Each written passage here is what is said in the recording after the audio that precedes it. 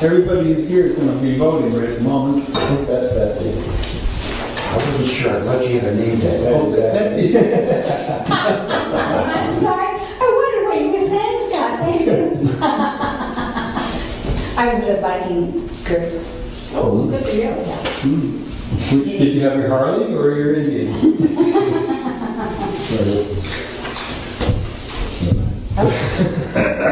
Thank you for identifying me, Scott. I appreciate it. I forgot my name. All right, first order of business is to review and approve the minutes of the September 13th meeting. I guess I would just like to have, it shows that I voted against accepting the road, but doesn't show why I voted that way. And so, I guess, we probably said I never did listen to the video about it, the audio. well, to probably make it a lot more concise than what's on the video. I guess first I felt that there was no fairness issue to be addressed with the Wangers, and therefore I didn't really see the sense of essentially grandfathering the subdivision. And I think by accepting the road and then therefore accepting the subdivision, we were making a non-conforming situation more non-conforming, and additionally setting it up so that they're paving the way, let's include that, paving the way for further additional non-conformity, because by allowing that subdivision, there are further potential subdivisions that could occur. Okay, great. You got that was a concise form? I worked on paving, especially. Yeah. I know. Any other changes, adjustments, spelling errors, or you didn't get your name in the way you wanted it? I get a motion to approve. Second? Second. I have a motion to approve and second. Any further discussion? Hearing none, this is your chance. Exactly. Gonna vote. No. The first one. We can wait. All in favor? All in favor? Aye. Aye. I heard all ayes, so it's unanimous. Given that comment, and this will come up probably more in other business, but for those that weren't part of the emails, Peter Molly did agree with the action of the board in accepting the road for essentially the same reasons that came up during the discussion. That said, I still respectfully disagree with that. And I understand where you're coming from, too. Yeah, I will, if we can, we can move it to other business, and assuming we have time to allow for it, we can have a more party discussion, or not, or we can defer that to next month. My focus tonight is truly around making sure we get adequate airtime for the housing diversity conversation. So I'll make sure we do get that in and have a full conversation on that. The agenda has public comment. Any matter not before the planning board this evening? And the chair recognizes Mr. Dodger. Yes, I would like the planning board to consider adjusting the frontage requirement in both the rural residential, which is, I believe, 4.3.1, and the village district, which I think is 4.3 something, to reflect 100-foot frontage in both of those rather than 200 and 150. I think it would be an improvement to the... I would like to see the planning board discuss it in the future and possibly bring it up as an amendment in the coming year. While I don't presume to speak for the building inspector, he is in support of this. Would any of that fit in with some of the conversation? For the frontage will be coming up, at least to some degree, in our housing discussion, and then the private roads discussion that will be brought up at least to Also- some degree in the other business, that also will. Also, as an aside, any decision by the planning board or the zoning board in reference to any specific subject does not create precedent for any future. And so it doesn't, Is it the ZBA that does? I thought one body set precedent and the other did. I could be wrong. they're looked at as, or have been in the courts, that both the planning board and the ZBA decision refer to that specific case and are not cited as precedents for later cases. Great. Appreciate your input, and duly noted that you're looking at 100-foot frontage for both. Thank you. Thank you. Any other? Hearing none, let's move on. Oh. I'm a hand up. I carried that on my blind side. I know. Yeah, okay. That's why I made that noise. I want to clarify the idea of boards needing legal counsel. It all goes through the select office and has for a long time. We had an issue with the ZBA taking on a fight that probably the selectmen would not have chosen to take on. But they never checked in about it when it cost the town maybe $15,000 of legal fees. And so we made it a policy that any request for legal counsel from town council would go through the office. And then you can, anyone, I believe, any employee, any board member, chairman may go to, what is that called? Government Center. Yeah, the New Hampshire Municipal Association. So you can go there, and that, we're a member, the town is a member, so it doesn't cost us anything. And then, if you feel it needs to continue, then you come to the selectmen and you say, you know, we really want another opinion, or we want town council's opinion. And as far as the money, yes, everybody has their individual accounts. The planning board raises some money every year. You don't spend that money without the selectmen.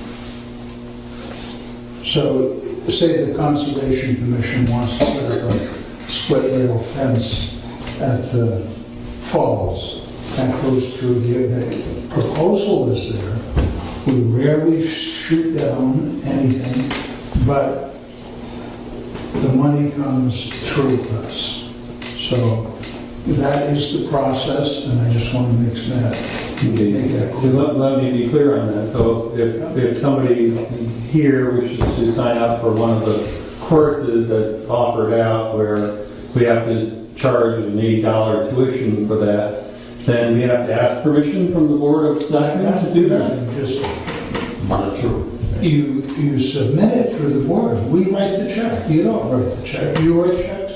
I have no check writing. Is anybody here, you're the secretary, do you write checks? In my own personal account, yes. But not for the planning? No. No, but usually the process on that is that we work through the Julies here. And I guess then the question is that satisfactory or not satisfactory? Often there are times they're the ones who are sending the items for review or approval, as for example, secretary fees. For someone taking notes here, we pay those, and they ask me to approve them. Does that mean then it needs to, that they're going to write the check? I understand that, But does that mean that they then have to go to the select board? No, we have Or- a more open discussion.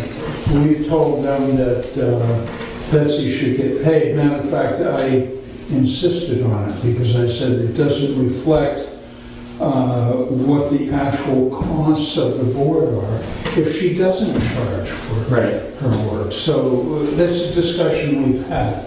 As far as you going off to a seminar and want mileage or you want tuition for it, that's not, that's well within the bounds.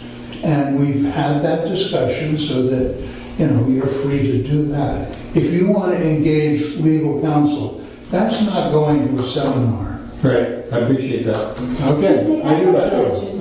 But I would like to say, I understand what the process is right now, and I understand that there is a need and a point to have somebody or somebody coordinating what's going on so that we're not, that, us and the select board, or us and the ZBA are both asking legal counsel the same question at the same time and duplicating efforts. But I also I think that and I also agree that we should work with the NHMA first, or NHMA services first. But if the chair of the planning board, at the end of it all, feels that we still need legal counsel and we have a budget for it, I would not agree that we should have something set up where the select board can disallow that. It isn't a matter of disallowing it. The process is to go through the office for two reasons. So we don't duplicate, which I think is important. Why spend the money for Peter to answer 2 phone calls? It costs us money every phone call. I totally agree. But on top of all that, we need to have a way of communicating with those that we need to check with. Just a question, would that be something that could be just brought to the office here, or would that request have to be, approved at a selectman meeting? No, you bring it to the office and usually they call me up and say, we've got a request for whatever. And I go, yeah, that's a valid request.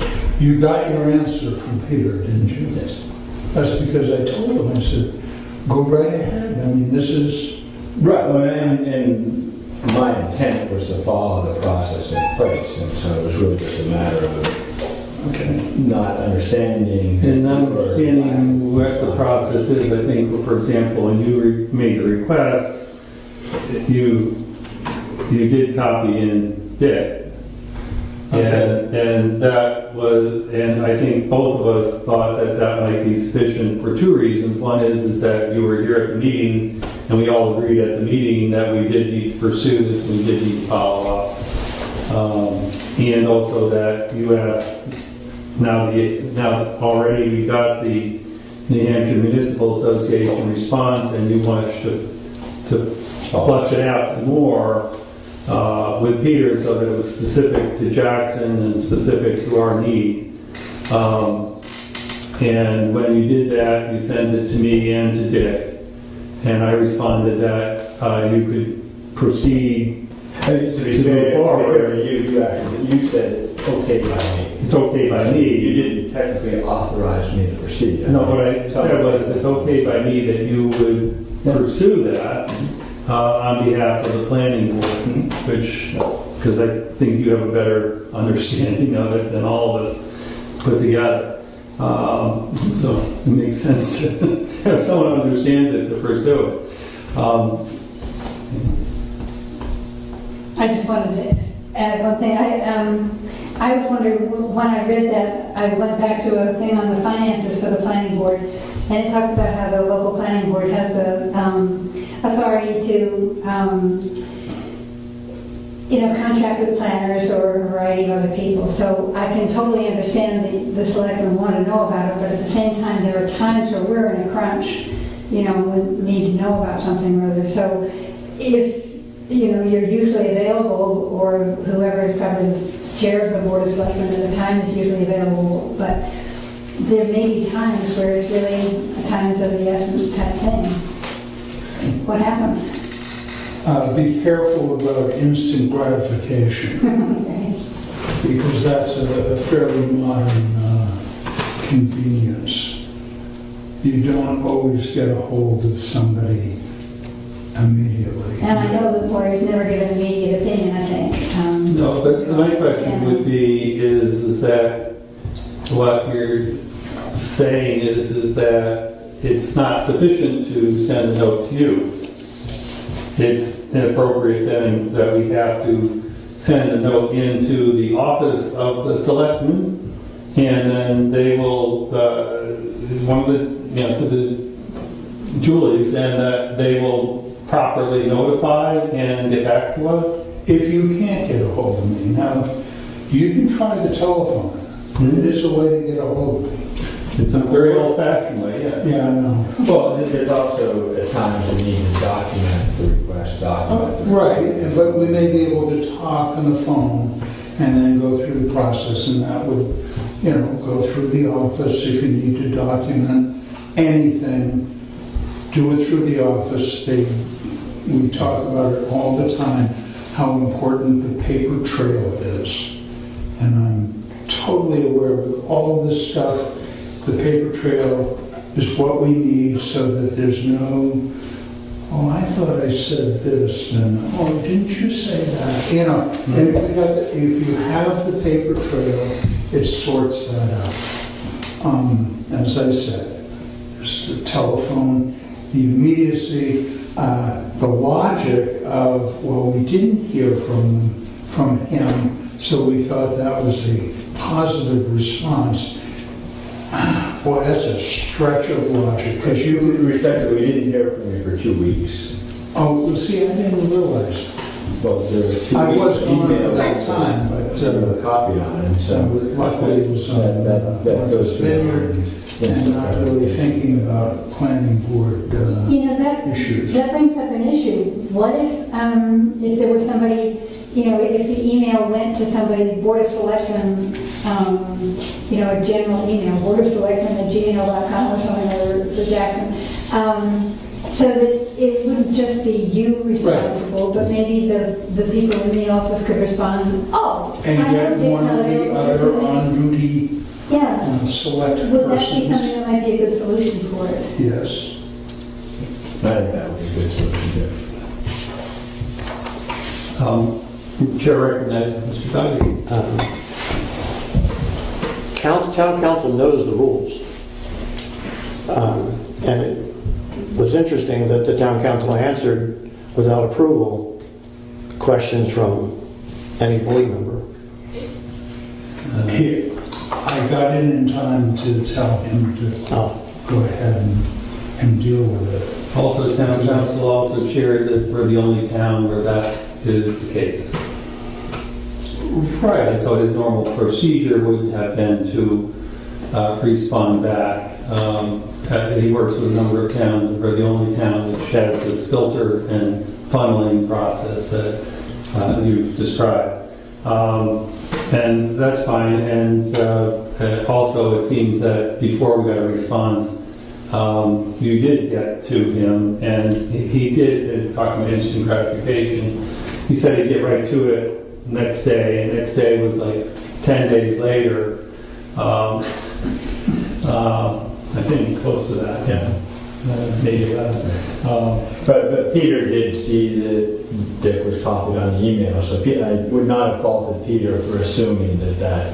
Just as we authorization. had Dick copied in on all the emails, conversation, we assumed that, he was... It's up to us, the town, to discuss this with all the board chairmen, and just so everybody knows. And I think that's from our last select meeting Tuesday, we reiterated that policy, so hopefully all the other boards understand that, because it's been there for quite a while. Yeah, but not in writing. But, and many things, as you said, where would I find that information? So we the other side, cannot assume your knowledge, so I brought it up to you. No, I'm a mere interloper. I've only been here for 4 years and only been with the planning board a couple. So, and all of that occurred prior to my involvement. And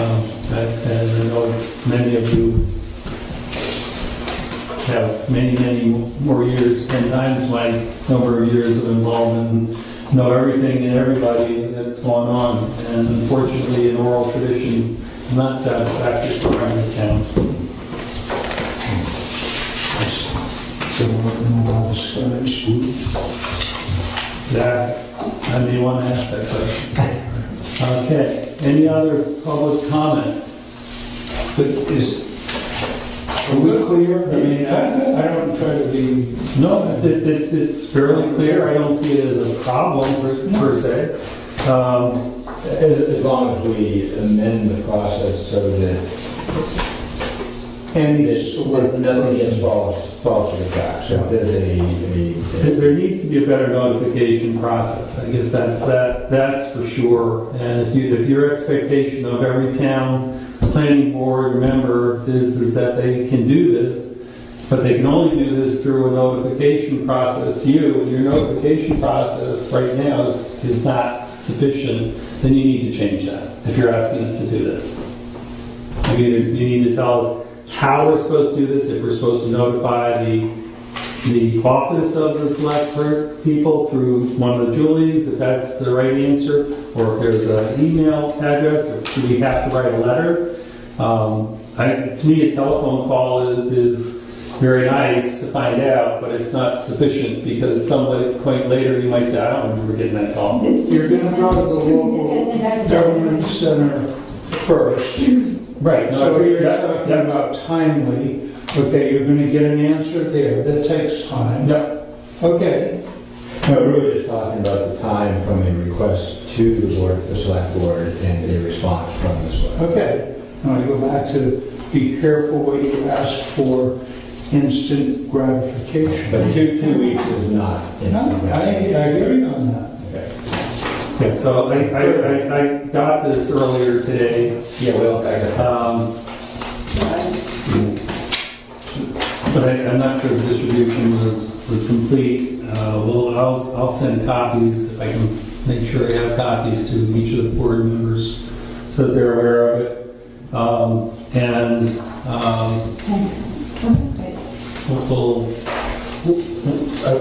Why weren't we getting copies of these emails that were going back and forth?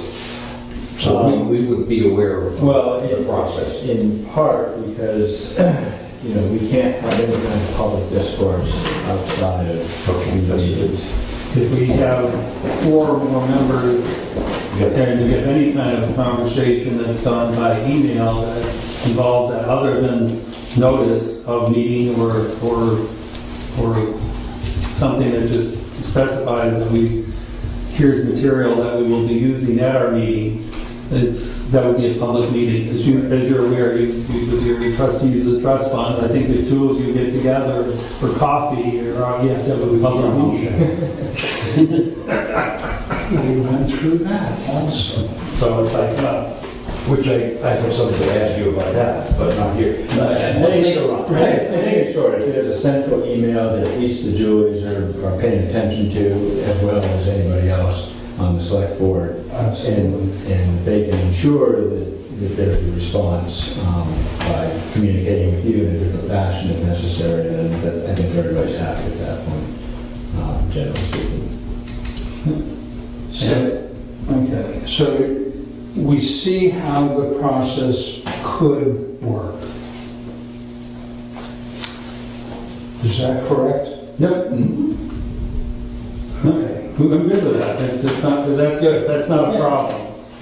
The problem may be the process itself, and that needs to make sure we're good on it.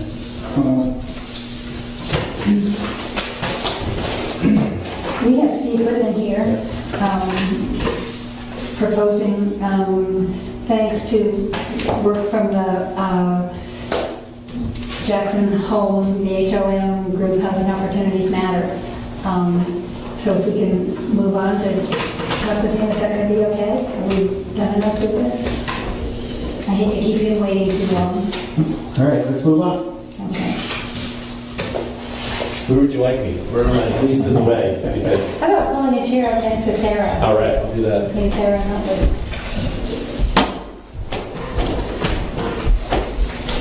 Hello. This will be less exciting. Apologize. The notification process. Believe it or not, Scott, believe it or not.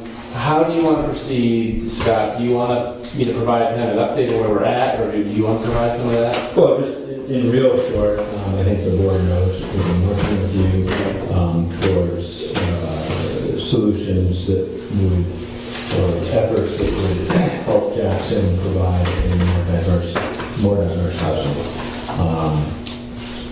As of the last meeting that the J-Home group had, we're probably going to just kind of move in two different directions at the same time. So we're going to listen to the last input. We'd like to pursue some regulatory changes that Steve is going to discuss tonight. And we're also looking into what will be involved. We're setting up a trust, a housing trust. The housing trust would most probably not be a government body, it would be a private, nonprofit. We are talking to the Mount Washington Valley Housing Coalition to see if we can work somewhat under their umbrella, just one, so that they can be our fiscal agent and continue to be our fiscal agent. Save on administrative. And also, right, and, not duplicate efforts, but probably most importantly, so that there's coordination between the two groups, so that anything that we're doing, any information, any et cetera, gets, the housing coalition is part and aware of all that. And that as other groups, like what's going on in Jackson, but in other towns, spring up, all this information, all this effort can then be, spread around to the other groups. So just, having a sort of clearinghouse of all of our efforts and such seems like a good idea. So as said, Steve is going to go over the regulatory amendments that we've discussed in the two staff documents. Excellent. So after looking at lots of potential possibilities that were regulatory in nature, either they didn't seem like a good fit for Jackson, it wasn't enabled by the state, there were some kind of limiting aspects to it. And so the committee identified two places within the existing zoning ordinance that they thought some modification could happen. And can I just break in real quick? Please, yeah. Coming up to this, we discussed Airbnb a lot and short-term rentals, and that might be both the easiest thing to push through, get through, and potentially the most immediately effective. Unfortunately, that's one of the things that we really have to have state-provided authority to do anything with. The other thing that we looked at that was sort of a parallel to that is, can Jackson have essentially a tiered property tax, such that if a property is occupied year-round, it sees a discount on its property tax versus a property that's only occupied, say, 6 months or less of the year, continuously. Unfortunately, that also is a no-go until the state gives us some authority. So, and we found some research that said, it wasn't all positive. There were some potential negatives we have to be aware of. But it's not a possibility at this time, so we stopped pursuing that.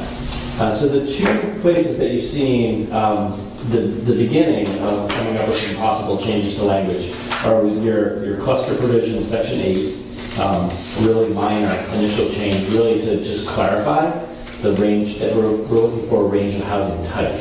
And the sentence that's been included in that first opening paragraph, I think even the first half of that sentence may be adequate. It talks about providing it for a diversified housing stock, which is where the J-Home group has continuously kind of come back to that, talking about affordable housing, talking about workforce housing, in some cases raises more confusion or concern than really talking about what it is that the group's been saying is having different types of housing units for people at different stages of their lives, from young folks trying to break into the housing market or first living out on their own to folks that are empty nesters or elderly.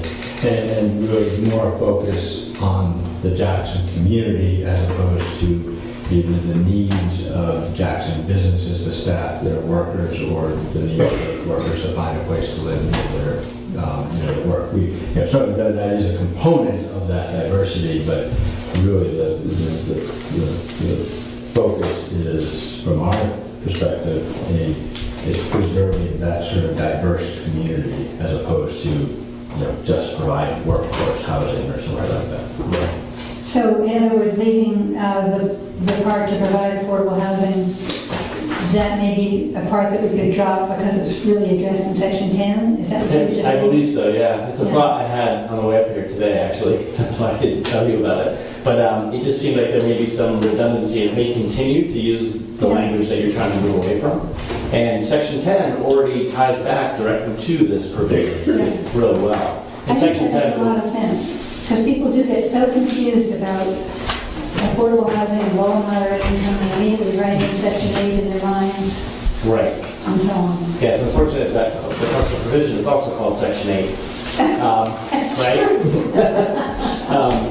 The other comments in the cluster provision are really just comments that were used in talking with the committee, but I felt it was important to keep them in there for transparency for all of you. This is a fairly short and concise cluster provision, and having this half a sentence not in here has not stopped these projects from happening, right? It's been market forcing and lots of other things. So the provision's valid. The provision, I think, what we're trying to do is make it easier to point towards potential projects and encourage people to be thinking about these projects.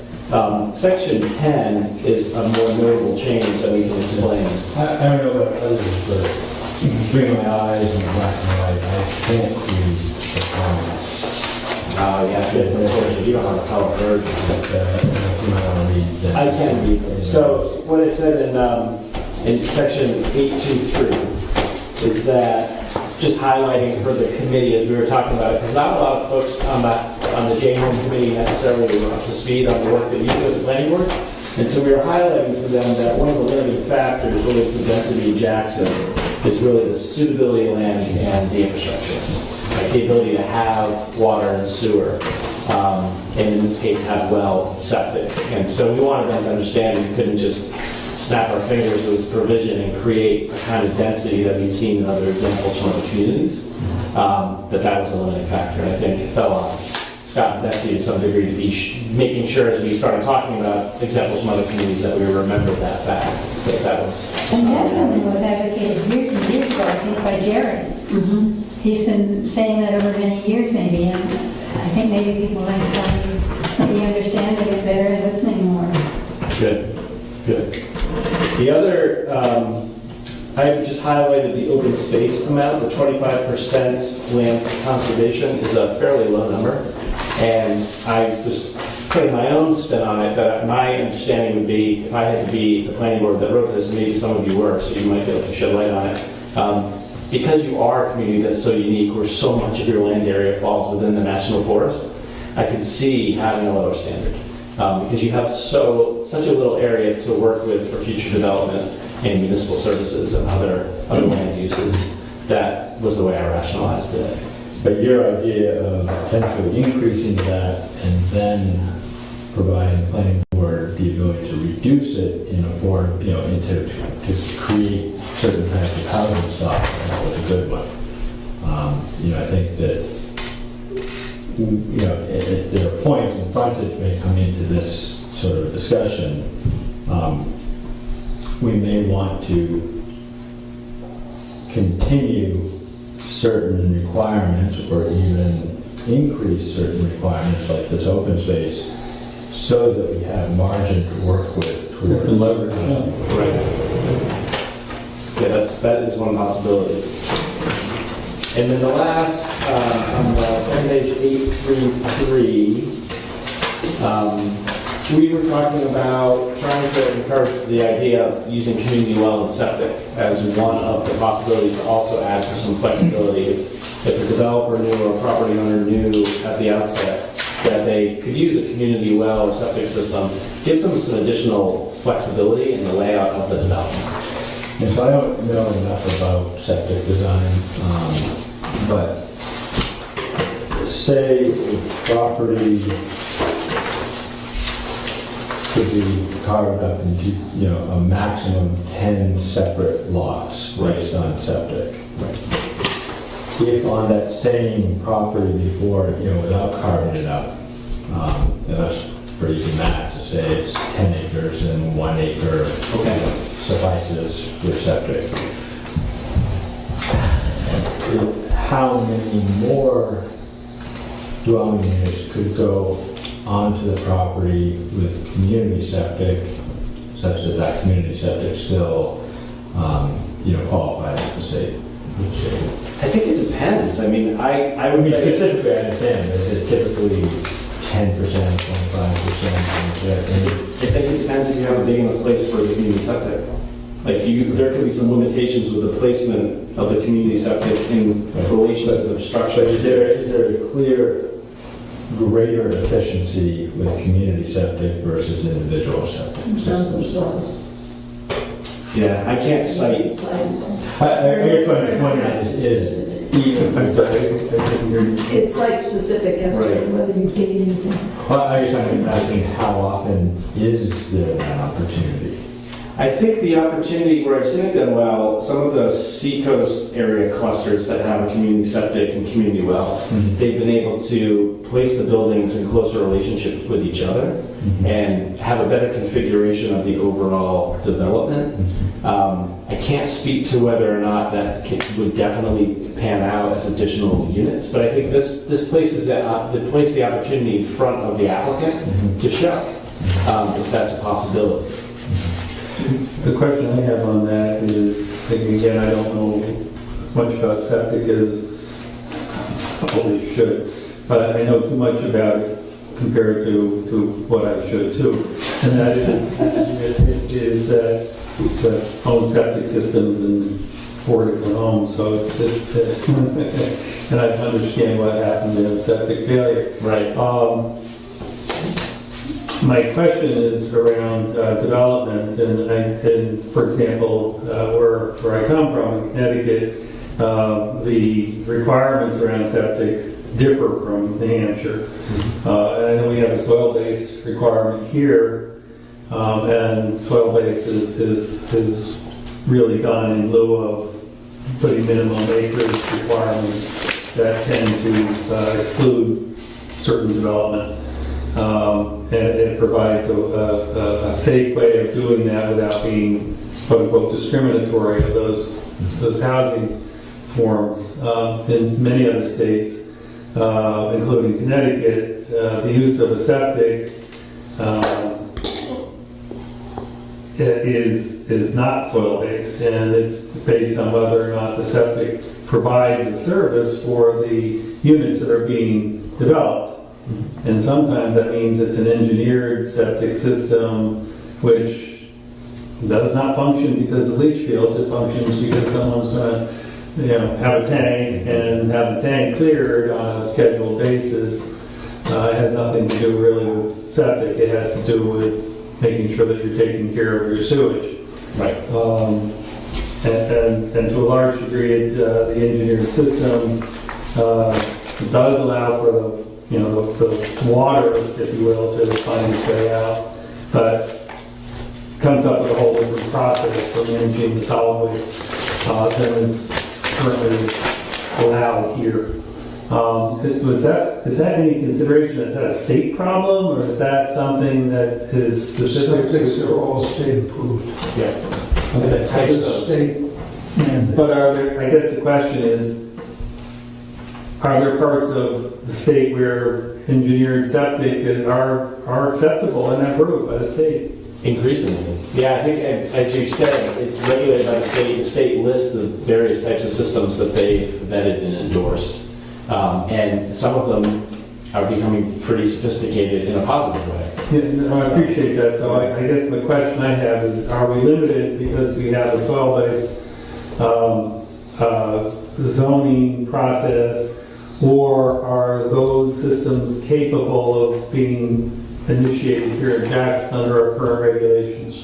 I believe they're capable of being used here. And as you said, it's very site specific for what type of system you use and whether it can work with the layout of the development. You know, So could we rephrase that last sentence in 8.3.3 to say, shall be determined by the requirements in section 8 or by the requirements of an established, or of a community septic system to be established on the property or something like that? How would we phrase it? Yeah, we could play around with that.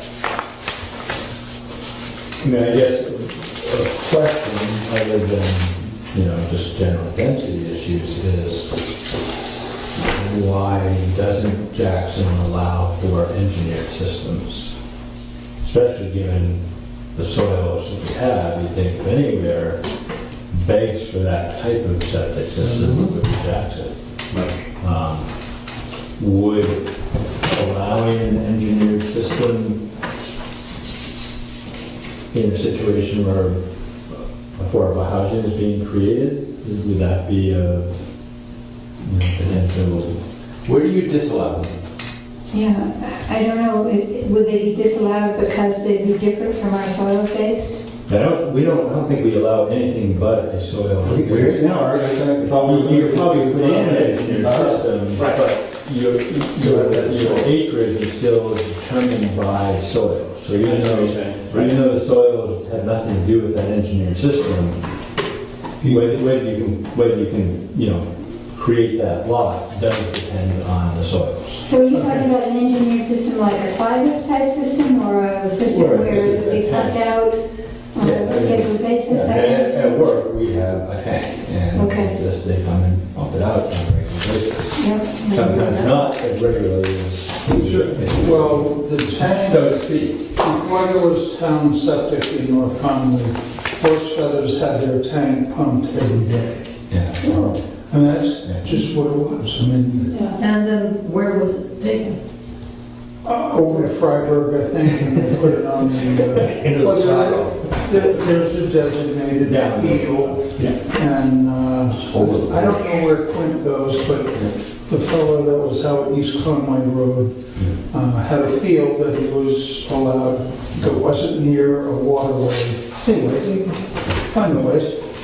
And that's pretty good, because then you have out sunshine and fresh air. It takes care of a lot of pathogens, but any system has to deal with the effluent. Solids are not a big deal. That is in your tank, whatever, effluent. And if if you have a cluster housing, 3 bedrooms, so you have, say, 9 or 4, however many, 4 units, 3 bedrooms, flush, and that's a lot of effluent. Right. Yeah, I mean, we have 70 people at work, and probably twice a year that we have that tank pumped. Now, you have no, Well, there are people there, essentially 10 hours a day. And no shower, and no dishwasher, no kitchen, no bath. But, it's 70 people, we're talking about a single dwelling unit. I don't know the number, because I don't know anything really about it. This has been done in lots of they places. throughout the figure state, but they're not 350 gallons a day for a 3-bedroom house, I think, today in the designs. But you don't deal with effluent at all? I don't know enough about it. Okay. I know we pump the tank. But you pump the septic tank, you have a leach field probably. Yeah, I would say you Sounds like a whole. have another, because even a 2,000-gallon tank would be used, the capacity would be used up, in a couple of months. So go back to effluent. I think there are engineered systems that go into a small area. I think the idea of central septic is really applicable to the downtown area of Jackson.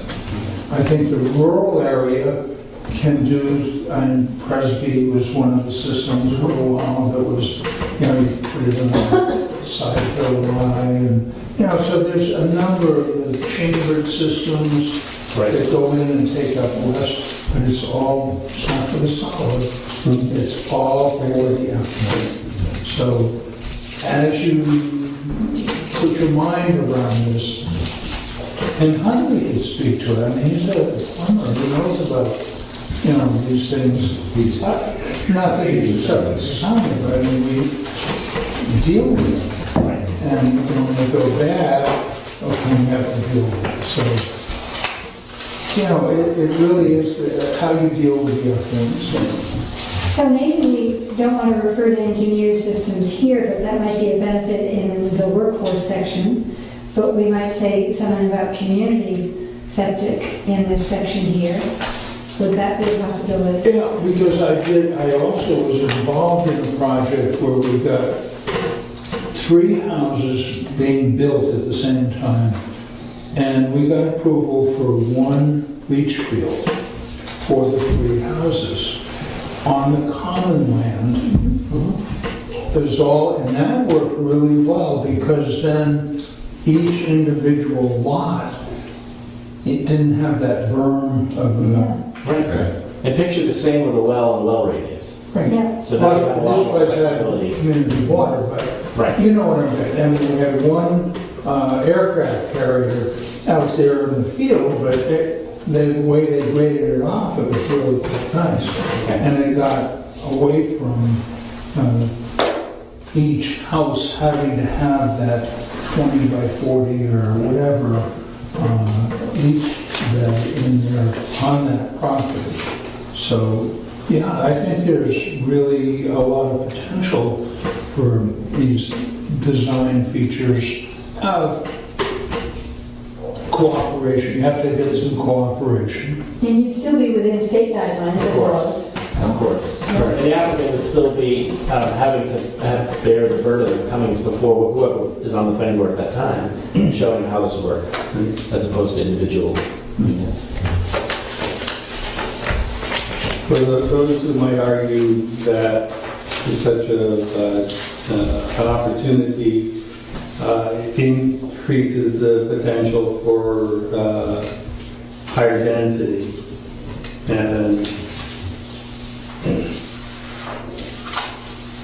to a large degree, when I look at the soil-based process that we have right now, my sense is that that is intended to reduce the opportunity for density. Right. So making a change like this means that perhaps for more diverse housing, it might offer some opportunity for affordable, but it might also be I'm going to play devil's advocate on this, for more commercial development, and development that may not be something that is considered to be particularly beneficial to the town in that regard, or to the character of the town. Any thoughts on that, or how that parses out? Because my sense is that if we go to push something like this toward a public acceptance, the first thing someone's going to look at and say, well, yeah, but really somebody's going to take that and misuse it and abuse it, not for diverse housing, but rather to put up something so that we can have Airbnb apartment units that get rented out for ridiculous sums, and they're god-awful ugly, and they're sitting right there, and no one really wants that kind of development. Is there a way to tie a community septic to diverse housing? I think only it would make diverse housing a condition of accepting community septic. We could attempt that here. I think the only place it's easy to do that is in your section 10. Well, I didn't mean necessarily here, I just meant, Yeah. is that where we can go with the community septic idea? In other words, I agree that we could say community septic is acceptable, I don't see that that's solving the housing issue. It just may mean that there are more units built in Jackson, and there's, and I don't think that's going to reduce the price of the units. Because there's such demand to be in Jackson that, they'll just be bought up at the same prices they're being bought up now. Other than the fact that they would end up being part of some sort of association, so there might be some lower value according to something like that. But I don't think just allowing community septic gets us where we want to get. That's right. But if we can tie the ability to use community septic to creation of some specific type of housing, then it does become a tool. And we already have that to some extent in that section 10.6.3, where we say you don't have to stick with Jackson standards. You can, if you're doing this workforce housing or whatever, you can go with density. It says density of the process shall be determined by utilizing the current NH Department of Environmental Services standards for the quantity of land necessary. So we already give a little bit of a break, and we can define that more fully maybe by commenting on engineered systems or... Communities. It sounds like, as I'm learning about septic, the community systems are more appropriate. They are, I think. But wouldn't we want to say community system on section 8 and then go further in engineered systems on 10, or no? I would have to find out what your vision is of engineered systems. No, don't ask me. Don't ask me either, because I haven't seen a lot of them used recently. Okay. I mean, it sounds like with the affluent side that you're really not going to get much, you're not going to get away with much less land with an engineered system than you would with. I don't know an awful lot about it, but an engineered system also engineers the effluent process, such that you can have it occur in a smaller space than you might normally under a normal design. Well, I mean, if we simply said, I guess in 10, septic systems of any type or list a number of types as approved by the state, and I think that covers us. The only thing I believe, I don't have the definition here from DES, but a community septic system just means there are multiple units going into it. It doesn't refer to its design. Yeah, exactly. Yeah. Right, And then the design is handled differently during the Right, I'm process. saying Jackson is going to allow, up to any septic system that would pass muster at the state. Right. If diverse housing is the end result. Right. We may look at all the various systems and say, okay, we really don't want that one or that one. I don't know how many different systems there are. We might parse that list down a little bit, but I think basically using the state as again, anything that's good for the state. Well, they're still going to do the final say anyway, so Right. they have to prove it. So Absolutely. But opening up Jackson to not just soil space, but septic systems approved by the state. And- So on that section 10.6.3, I know we're jumping ahead on that, but just as long as we're on this topic, we could say, where we say standards, that the NHDES would provide, we utilize their standards for we could say for the system design and quantity of land necessary to provide, et cetera, et cetera. Would that work? Right, I think we still would want to provide some minimum amount of land. So you had the half acre number in a cluster development, which in a cluster development, I think that, I'm not sure if a half acre on our land provides necessary septic, but if it does, then I think in a cluster, a half acre per. But you probably don't want to say, that a single lot can be as minimal as a half acre. I mean, I think, And that depends on how much, if you're doing this as a cluster development, then you can have small individual lots as long as you have the open space. And really what the section 6 does is just, it limits the number of units that you can have on a particular lot. simply because if you have a lot of acreage, but it's really steep and stony, then that's not going to be good. Obviously not good for septic, but it's also not going to be good for building on. I'm just saying that if, you know, a particular septic system will pass the state with only a half acre of land, we might not want to go that small. You know, You're talking for a single lot. for a single lot. Are you talking about this in a cluster, or are you talking? No, as It's a, single lot. right. I mean, But you're not endorsing a standalone lot as of yet. well,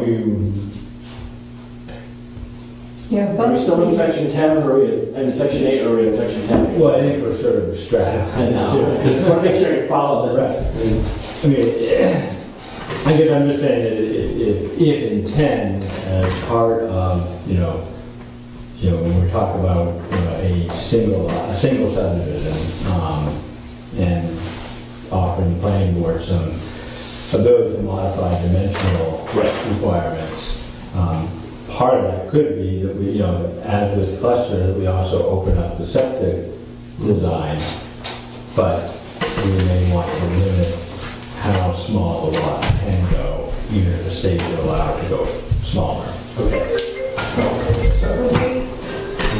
We have Cairo, you know, that is kind of a poster child of too much. Of how not to do it. Got it, okay. Real example, right? Again, I'm using my Connecticut hat and not sure about all what goes on in Hampshire. Does cluster development and planned unit development, are those two different kinds of things, or is planned unit development a type of cluster? I would say it is often clustered. The defining difference to me is the conservation land that's required in cluster, but it might not be required in planned unit development. I think planned unit, you could, Definition of planned unit development. I mean, how's it, is that condominiums, is that, Well, when you're talking about, the thing that's throwing me off is, for example, you're just talking about lots. yeah. And in planned unit development, there are no lots. It's a single property. And there's exclusive rights within the planned unit development for a home, and it's usually defined by the home plus, some boundary amount, which is usually limited to something 10 or 15 feet from the sides of each home. In my case, it's 50 feet from the center. It's some basis for how it works, but there's no specific lot. And so we're talking lots and half-acre lots, and I'm going, is that really? And cluster can happen that way too. Well, and it depends on your regulations. No, I appreciate it, And the half acre that I brought up in cluster isn't half acre lots, it's half acre of land, an average of half an acre of land per unit. Right. Okay, and I'm trying to make sure I understand the language you're using. To me, and I might be wrong, but my understanding of the difference between the cluster development, it's still one piece of land, sort of set up in the same way you just described for a PUD. And a PUD is in a cluster, the houses are clustered. In a PUD, it's you build basically wherever you want on that piece of land, which is sort of what we have set up. But a PUD can be considered a cluster. A PUD might have a grocery store at one part of it and a fabric store at another part or something like that. It really depends on what the proposal is and what the planning board works out with the... It's a type of ownership. Yeah. And that's really what a PUD and a cluster, it's how you deed the ownership. And it's a clear design process and expectation from the regulation usually. You're allowing some flexibility, you're expecting some exchange of conservation land or some other metric. So any of those kinds of different things are eligible for development currently? Is that correct? In your cluster subdivision? Yeah. We don't use the word planned unit development in our zone. No, I know, I recognize that, which is why I'm kind of like, all right, is it the same thing or is it a different thing? But you only talk about residential Mhm. in 821, single family and multifamily residential. Mhm. So like, just reading it quickly, thinking about the question, it doesn't seem like here you could use it for the kind of PUD that you described, that's like, what about mixed-use situation. Some communities do allow that. They want even mixed-use situations to have a conservation component. And in some places that might be desirable here, but I think that it doesn't, I wouldn't be necessarily in favor of restricting the development toward a half acre each. It really depends so much on the soil and the capacities and the slope and the vegetation and all sorts of things. The half acre that's in section 10 is part of some language that we found. There are two communities that have provisions that would allow for the planning board to allow for some relief if it was a non-conforming lot, but would allow for the creation of an affordable unit. So the town of Amherst and the town of Lyme have these provisions and have, Amherst especially has examples of projects where people have been allowed to build a unit that's of a limited size and can't be expanded upon, similar to some of your inclusionary language. So it stays where it is in the housing market. But it's allowed for some relief from setbacks or frontage or some of the dimensional elements. And that appealed to the J-Home committee. And so we looked at that, and Amherst language was easier, had more of a track record of working, and it was easier to work into what you have for inclusionary language. Because the only thing that really made us change around to section 10.3, we just created two different alternatives. One for the creation of the units that we've been talking about using Section 8, so the cluster provision we just discussed, and the second through this ability to develop a non-conforming lot, or through the creation of lots that might be smaller or closer together than your dimensional standards would allow. So right now, Jack, if someone goes to building permit on a current lot that A lot of record. that a lot of record that has some frontage, maybe not what kind of frontage we require now, 110 feet. but it's essentially impossible to build on that lot without encroaching into the setback, because of the setbacks that have been put in place since that lot was created. Is that lot considered grandfathered? Yes. Okay. We have the situation of Untie Road at the 110 by 110, which is a city lot. Yeah. But some of them were, surveyed out like that. Mm-hmm. And the well radius of 75 feet goes over on your neighbor's land, where you can't restrict them from putting in a septic system. So you have to say, I will live with that. Okay. So it sounds like we're already allowing construction on non-conforming lots. Because we haven't done it up there on Tyrol, and we've gone to the state can approve a septic system. They can approve the septic system, and it will go on late winter summer. But, I mean, there are designs, they go on these small lots, they work. They don't hit all the parameters of what we want. You have to get a disclaimer and just say, okay, you're infringing on this. I'm wondering if there's, That is for existing lots of record. Right, that's why I asked. Lot of record. As opposed to having a large piece and then dividing it up into small pieces and selling each piece off. But you would have to leave an area for that leach field. For all, I like the idea of small lots, ownership, common land with a leach field on it. I think, okay, if we were to take let's take an imaginary example of a piece that would take 4 houses. If you cut it up, 4. But if you did a common leach field, their own tanks, you might be able to put in 6. And I think that's kind of what the idea of a cluster or, the density issue, I think that's where we, as long as there's that area for the leach field for whatever volume each of those houses is scheduled to create. If we deal with that, then I think we can shrink the lot sizes and get more housing into a single area. Well, listening to you talk about that, it makes me think that what your provision could be, your inclusionary, your affordable workforce housing, could be the non-cluster alternative, where you do that, but there's not conservation land created. If it's for workforce housing. lots.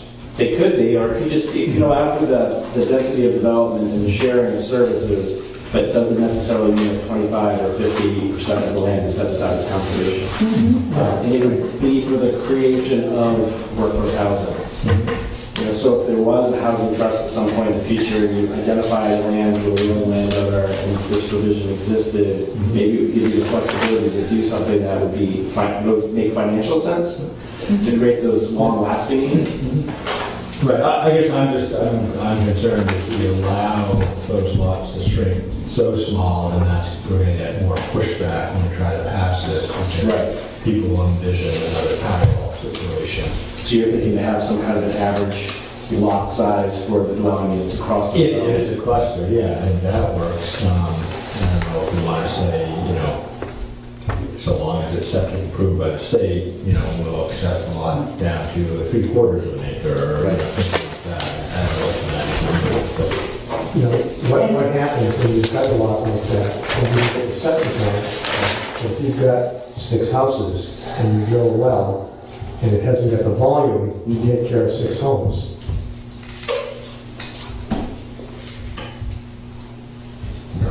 Because we do have that issue.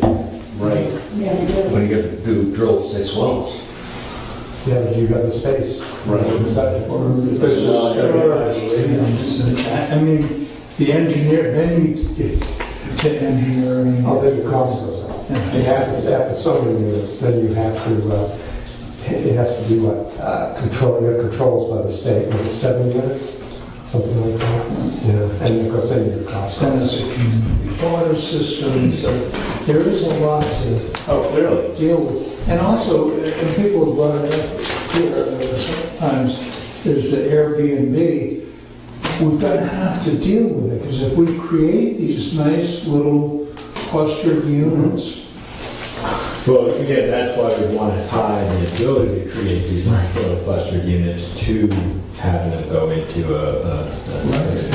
having them become the type of housing that we want, and that there needs to be restrictions. And that you use the tracking mechanisms of your section 10 that you already have, so that it's not rented out, but there's somebody living there that's meeting, the local workforce need. So again, that's why I don't want to say, Right. open up the floodgates that any type of septic that the state will approve and whatever land is necessary to support So it. I could see having it something where the parcel would have the equivalent amount of land equal half an acre per unit constructed or something like that. So we wouldn't have to have lots.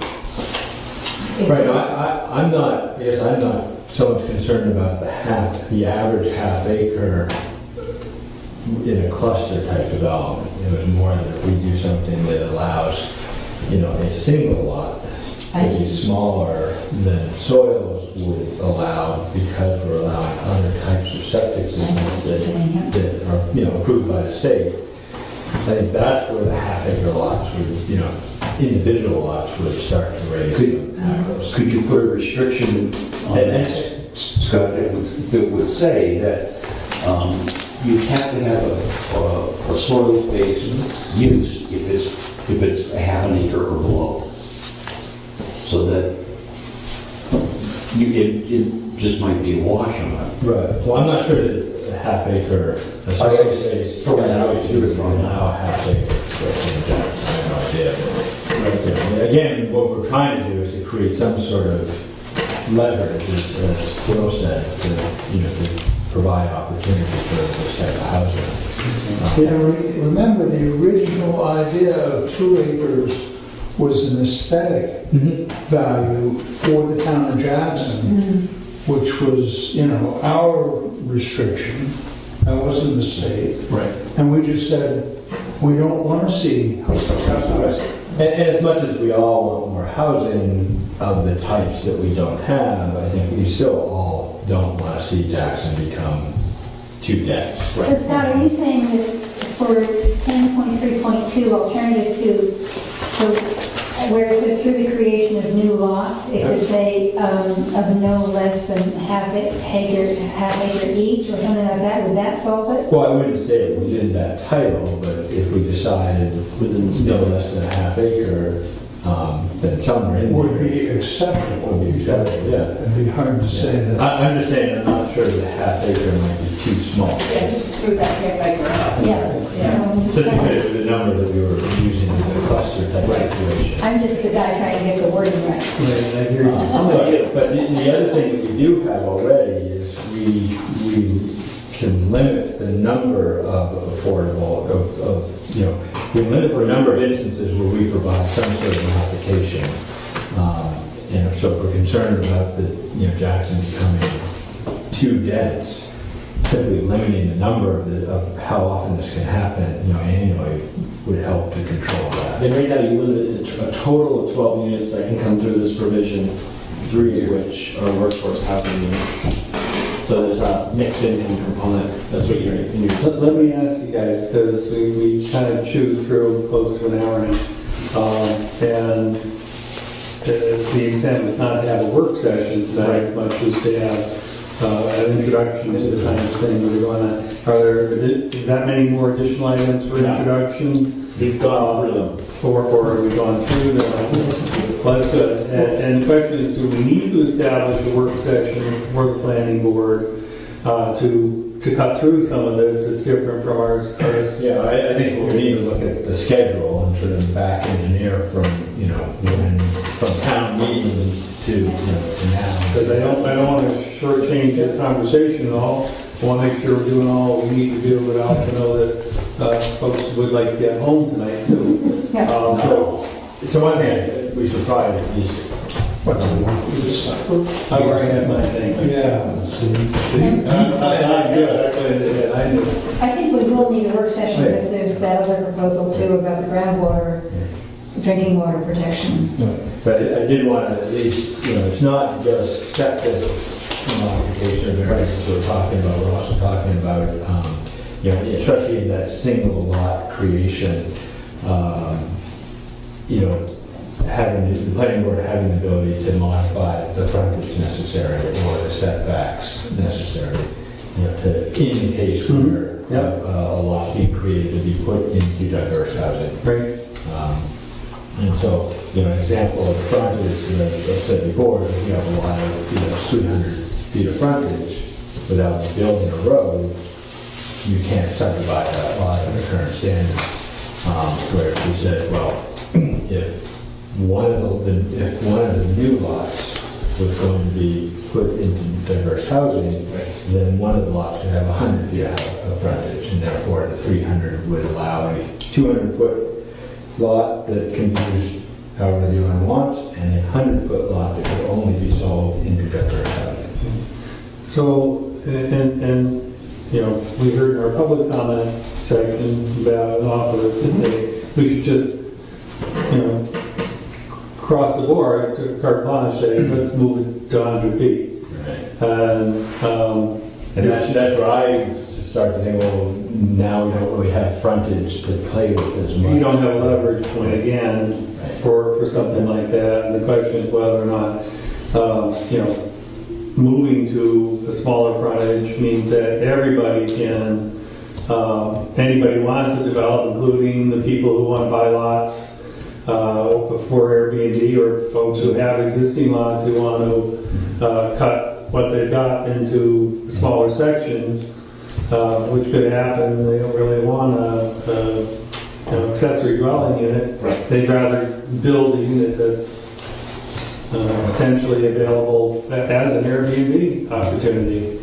So without going off too far on a tangent, I know Jerry wanted to address this, but when we get into the private roads discussion and The minimum, I'm probably out of turn here, but the minimum lot Or size. I turn, but I'll recognize you.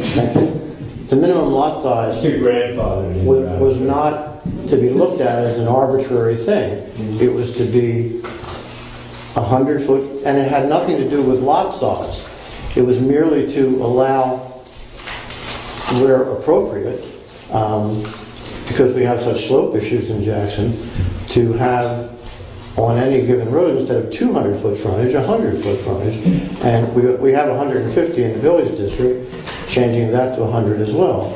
And not having it be arbitrary. Some of the stuff in here is arbitrary, leaving it to the planning board to decide when and if they Most of want to those do it. former planning board people did it. I'm sorry. Yeah, I mean, So the tangent that I was going to go off on is that when we start looking at what kind of road that frontage is on, and right now we have, I'd say, a very gray area in terms of private roads.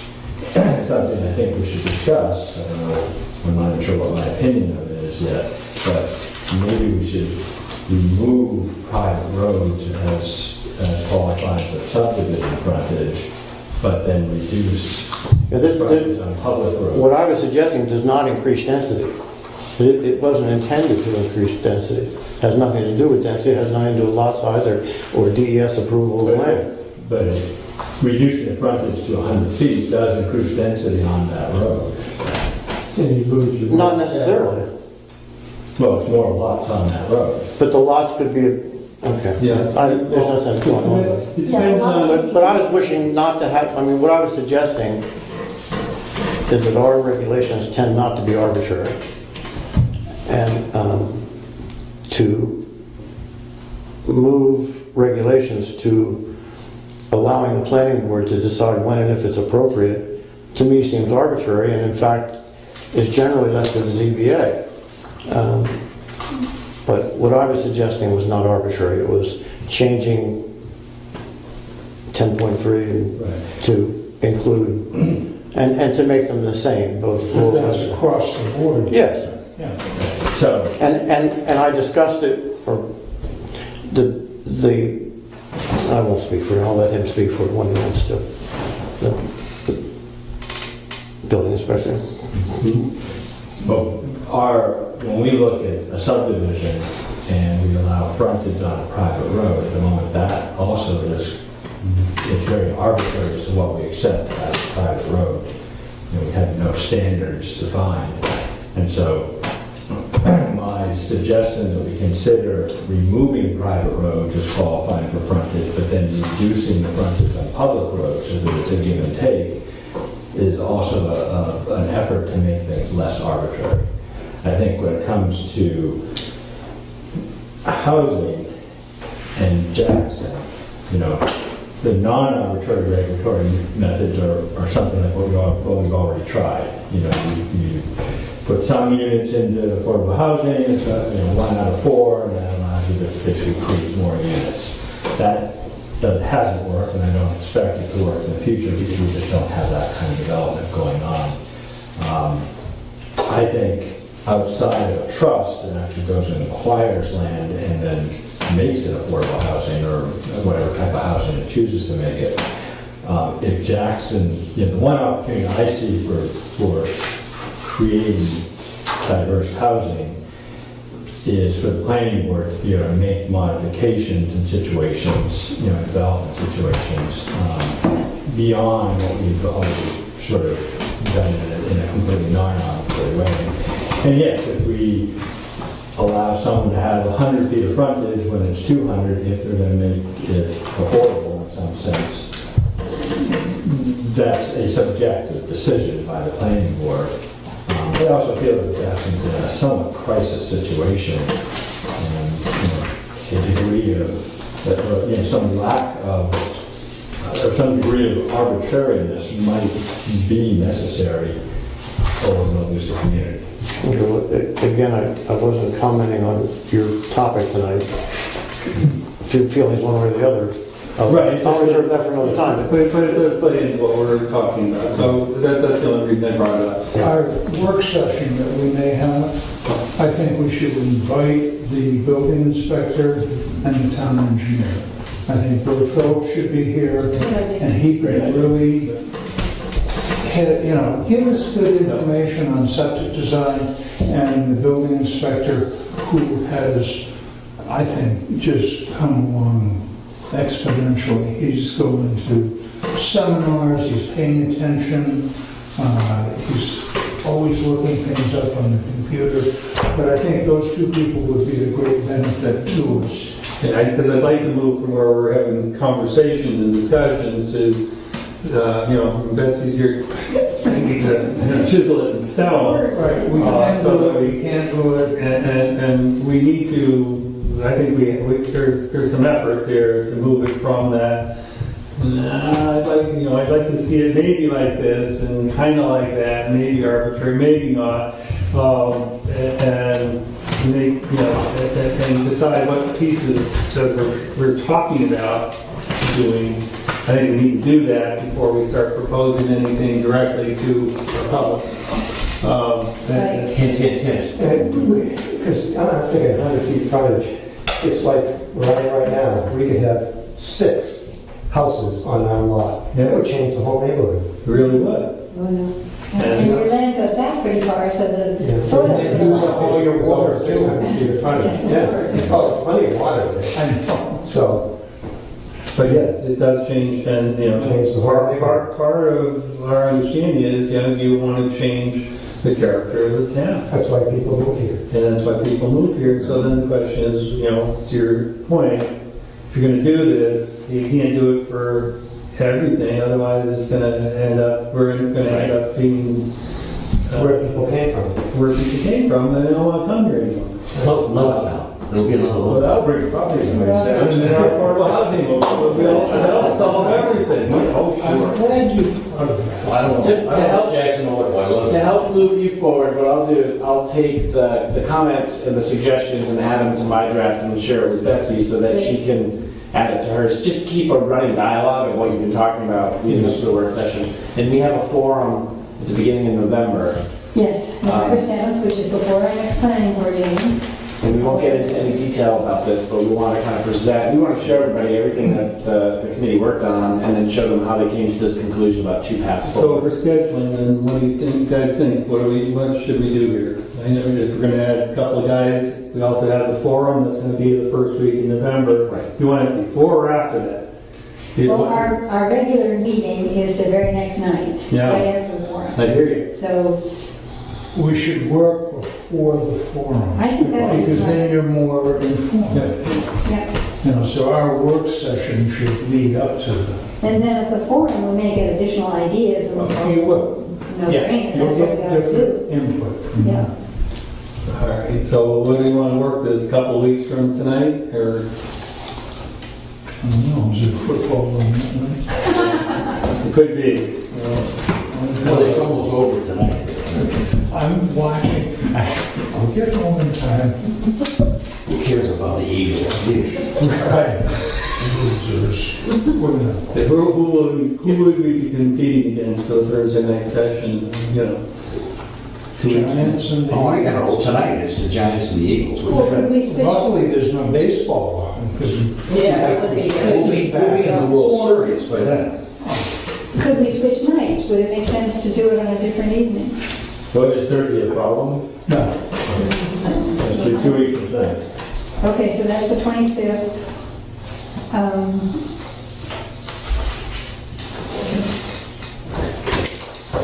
That works for Can we you? do it? All right, relative to the other items on our agenda this evening, we have the groundwater and drinking water protection activity. Again, I don't know if we can all digest that this evening. Right, and What I'd like is for each of the members of the board to take this home and do some homework, read it, look at it. For those of you who did go to the session that was offered out by the, I forget who actually did it, what was it, the Mount Washington Valley folks, I know they were presenting, but I'm not sure Yeah. which group actually presented. But a lot of the ideas that are here are incorporated into the language that was on the proposed or the, what do they call it, the ideal proposal, which was like 42 pages A long, model ordinance. model, which seemed to me like overkill, particularly for Jackson. But I think this is synthesized, or concisely done. So, this is Betsy doing a bunch of work to pull it together. Yeah, it's- Look at it, see whether or not it fits. Thank you. You're welcome, thank you all. Drive safely. Thank you, I'll try. There's a copy of that, if you haven't had it. Okay, so I think, is there a copy of this petition? Where should we go? So it's a lengthy thing, and I must say I've worked with the ordinances from 2 different towns and the model ordinance. I spent about 9 hours on it. First, it was 7 hours before I got the help from the guy in the state DES, who was, in my view, not as helpful as he could have been, because he kept referencing things that I then needed to go to the RSA and research and pull it out and put it in, and so on. So I want to check a few more ordinances on it to make sure that we get it as best as we can. And Sarah, I know you're going to be frustrated at some of the things that should be capitalized or not capitalized and so on. Please. I'm just worried about words that have been left out. So what do you mean? What's the next word? There are a couple of things there that, yes, ended going nowhere, and with apologies to people who understand what enough to say. So I think if I can get that in a better form and get it out to you all in time for the next work session, or the work session. So I recommend, as Bill said, to read it and start thinking about it, but not to take it as the final thing proposed. That it's definitely going to need a lot of work. And actually helps you if we identify areas that we think need more work. Yeah, and apparently, what I was doing when I wrote it up originally, some towns, it seems, have the overlay district that apply all over town. And the DES guy said he thinks that makes it weaker, because then it's as if it's applying to individual water systems as well. And he feels that we should, have the aquifer. You know how when USO, the Upper Valley Trust came and talked, they had the aquifer pretty much mapped out. So we could have that mapped out area as our overlay district and not have it townwide. But the neat thing, I think, is that the DES can provide us with the kind of map that we can put that on, and then also put on our zoning lines so that it could be digital. Because right now, the one that we've got is not digital, and the line, is about a 1/4 inch thick. And when you're talking about a 1/4 inch thick on a map that's this size of Jackson, it's very unclear where the real line is. Does it have anything to do with the water precinct? Should they be involved with this stuff too, the groundwater and things like that? I mean, I don't know, I just was throwing it out there. Yeah, I think it's fine to share it with them. Yeah, absolutely. I think that, they should, Scott should be here to, and he's been dealing with water for quite a long time. From the Superfund site, where he started in water, and now he's our water commissioner. So as not to take too much time from the various people who would come, should we set it up that the work session would be, say, from 7 to 8 on, or 7 to 7:45 or something or other on these 2 sections to do with housing, and then get the other guys here? I mean, Bert Phillips might be here the whole time, but Scott wouldn't need to be here for the housing discussion, and Kevin might not need to be here for the water discussion. Okay. Or make those 2 separate events. Or you mean 2 separate nights? 2 separate evenings? Yeah. Whatever you guys think. Or punt this one to the next planning board meeting, ask for them to be here next planning board meeting Okay. for the water piece. Because So to be specific about that. the state calendar is such that on January 21st, it's the last day when we can hold the first public hearing if we're expecting a second one. So really, that gives us some time. I think trying to do both at the work session. It would be a wrong answer, yeah. I'd like to stay focused. Okay, great. That and have the ability to keep going if it weren't. Right, don't be constrained. You know, when I shut it off. Because they're 2 separate Phil, Get it going, get it going. That sounds great. So that'll be at 7 o'clock on the 25th, and it'll be just on the housing stuff. Yep. So that will involve Kevin and Bird. And we do have to be very concerned with the Airbnb thing too, because too many people are coming in. I've noticed in the ZBA, we had one family come in, they needed a variance because of their mother and mother-in-law. And they had an attorney come in, they didn't tell us the truth. I went up for a service call, within a year after they bought the place.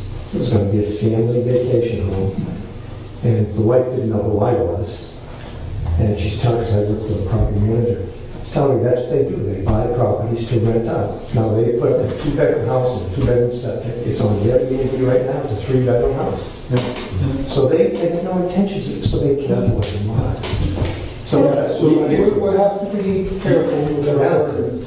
You're going to get a lot of pushback from the Realty Association at the state level. I know that. Yeah, there's some. But it's not just realty, there also is a strong contingent of, you know, it's my property. Yeah. Who's to say what I do with my property? Well, that's the whole real estate But I think division. that'll be the bigger push, and the realtors are not gonna say, well, we don't wanna make less money, so, you know. Well, some people will say it's going to like housing prices. so- Okay, forget it. It's going to be tough. It's going to be tough. So what about the idea of putting in your zoning ordinance something about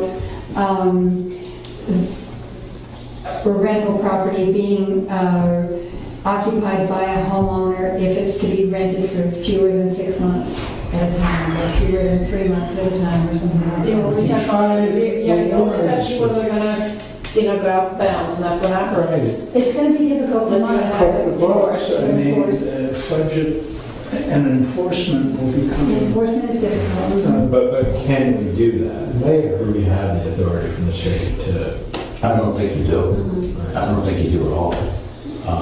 Yeah, but there are That's a whole other discussion. It's a whole At other- our work session. That may be another whole work session. There's some restrictions though. I do have to talk to you. You can be more stringent than the state. I don't know about Airbnb, but you can be more stringent than the state, but you can't be less stringent. Right, but as far as short-term rentals, is from what we've learned through Steve and our research is that until the state provides us some authority, there's really nothing to do to control, the length of rental. So, talk to our state reps. And it is very much a subject. Well, it is now. Yes, so now's the time to push on it. If we want at least to have that authority available. Yeah. This property up here has been a problem to the neighbors in the past. Okay. And we can talk Airbnb all night, so let's move on. We're into other business. And other business, listed here, consideration project for new 10-year transportation plan that was on our agenda last month, and we agreed that we would consider it tonight, because we were running out of patience for time. Let's play football. Well, exactly. However, we don't have a lot more time to make a comment, if we wish to make a comment of any kind. And I don't see among these handouts that we have anything specific to that. Yeah, I think they will allow us to continue it through December, but I'm not sure that Jackson has anything really. I guess the question is, do we have, well, we don't have much of anything, so. Hello, nothing. They're planning to review their 10-year transportation plan, and they want to know if we have any projects coming forward that are going to be significant or that need consideration, in redesigning their 10-year plan. But we don't know what the 10-year plan is, at least I don't. So how do we make a judgment? Well, We add to it is what we would do. They're asking anything to add to it.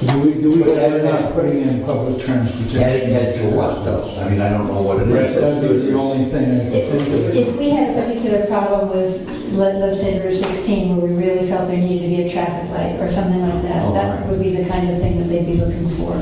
we need a turn lane for one of our places, or we need a roundabout to avoid issues. Why don't we just avoid Conway altogether? No, this is for what we need development from Jackson. That's what I mean. Let's get to Jackson faster by, I don't know, subway system or something. Require everyone to go across over on Corner Hill. You know, it's like, okay. We already did that. We already did that, local only. I don't know. Develop Dundee Road, I don't know.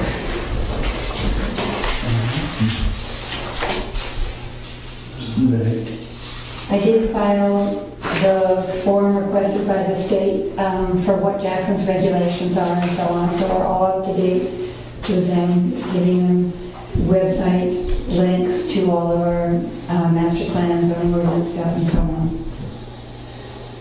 I make a motion. I just wanted, not tonight, obviously, and not necessarily even for this year, but I think we do need to look at our frontage and what road or kind of roads qualify for frontage. At least clarify what we already have and say, clarify what a private road is that works.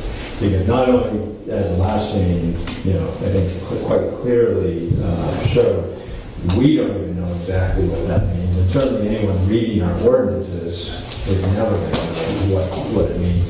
So at least clarification that I would suggest is kind of go back to basics and consider density and how private roads impact density. Whether or not we're willing to allow non-buildable lots be created with the idea that they will then have to be upgraded in some fashion for a building permit. And then say, whether a property owner has the right to waive a certain level of protection, but then how does that impact emergency responders and abutters?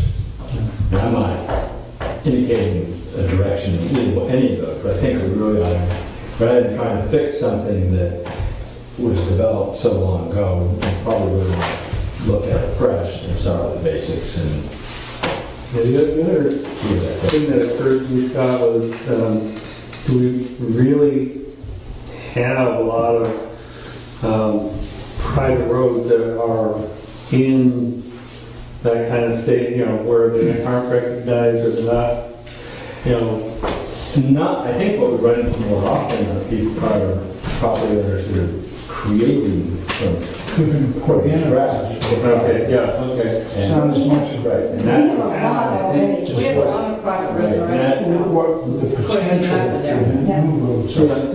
do we have like an inventory of private roads and whether or not they've been approved, whether they've been approved by town or not approved by town or?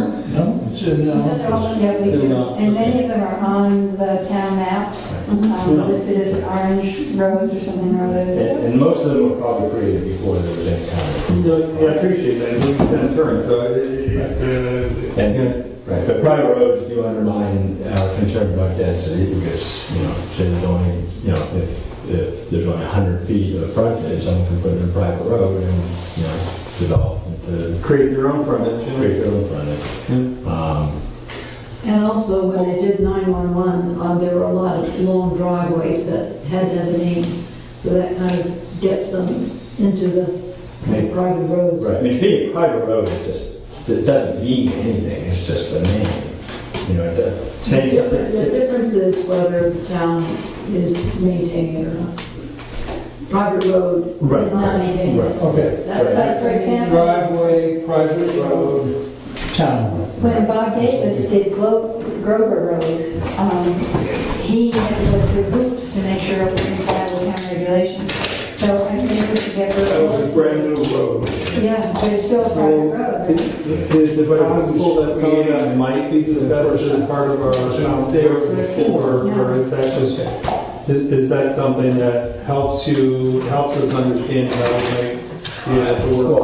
I think we're going to talk about modification of frontage towards diverse housing, but any changes that we make to what's required for frontage for non-affordable development might impact what we I agree. do in applications.